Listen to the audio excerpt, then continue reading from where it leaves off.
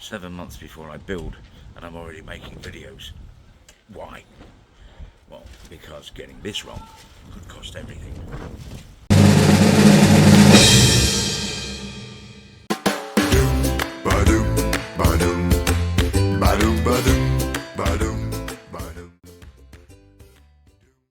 Oh, I get it.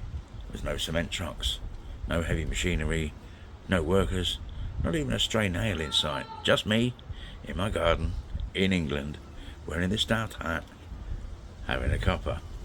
So why all the prep content? Well, because this is the bit that no one films, yet it's arguably the most important phase of the entire build. Imagine trying to make a meal by just randomly throwing things into the oven, switching it on, hoping for the best. That's what to me at least, that's what a lot of builds in the Philippines look like. Planning isn't optional, it's essential, because once the cement's dry and the walls are up, it's a bit late to go, maybe the toilet shouldn't be right next to the kitchen. Why plan so early? Well, let me explain something most people don't realise until it's too late. Building a house in the Philippines is very, very different to anything you've known before. I'm designing for real life in the Philippines. Rain, heat, typhoons, dogs, video key, noise. It's not like ordering a takeaway. You can't just say, "Oh, I'll have a nice white bungalow, please. Hold the termites, and I'll have a side of ocean breeze. See you on Thursday." Every detail, from materials to methods, has long-term consequences and needs to be planned for, because sometimes they take an awful long time to get to site.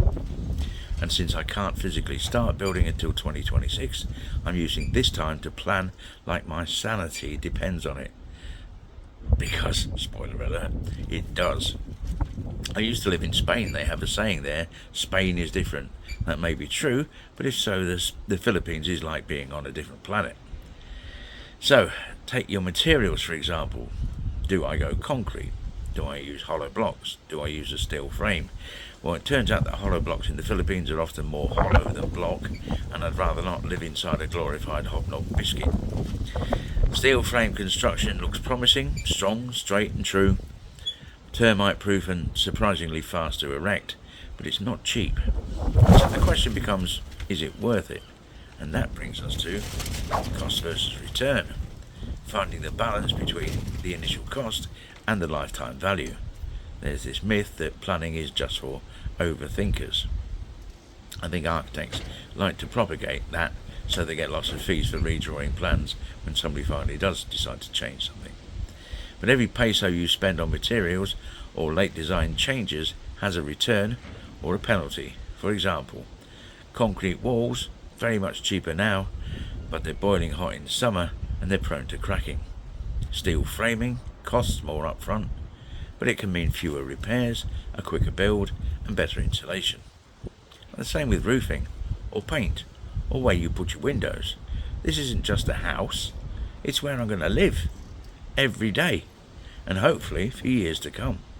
So yeah, I'm running the numbers, just like a bloke with too many spreadsheets and not enough chill.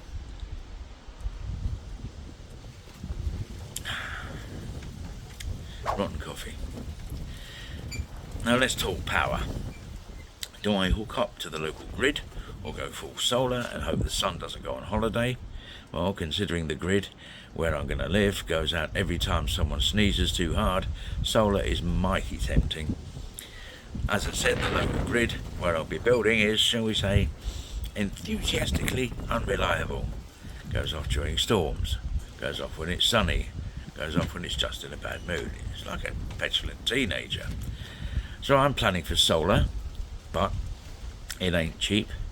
The batteries alone cost a small fortune and they don't last forever. So I'm doing what any responsible future builder should do.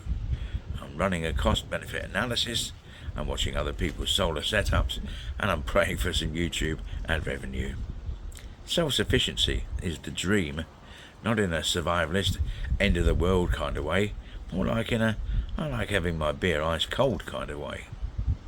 I've watched so many videos titled Mistakes I Made Building in the Philippines, and they all say the same things. I rushed. I trusted the wrong builder.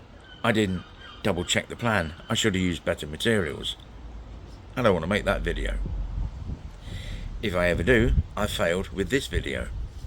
So I'm planning now, while I have the time, the relative peace and quiet, and the internet signal. I'm talking to engineers. I'm chatting on a weekly video call with my architect. I'm investigating different materials and methods of construction. I'm watching other people's disasters on YouTube so I don't star in my own. Some designs inspire me. Some designs I blatantly aim to copy certain design elements. Others, not so much. Some I end up shaking my head at the chaos of it all being decided on the fly. Those videos called Mistakes I Made Building in the Philippines are sure to follow. Don't do what I did and our house blew down 3 days before the typhoon even made landfall. I don't want to be that guy.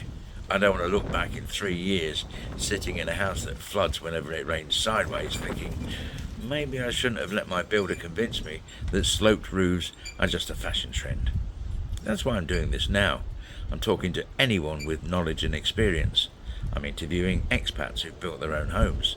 I'm soliciting comments and advice on this video and others that I've made. I'm watching other build videos like it's Netflix. So I can maybe get it right the first time. So if you're wondering why I'm filming before I'm building, it's simple. This is the part where the real building begins, in the mind, on paper, in endless lists and decisions that might just save me years of regret.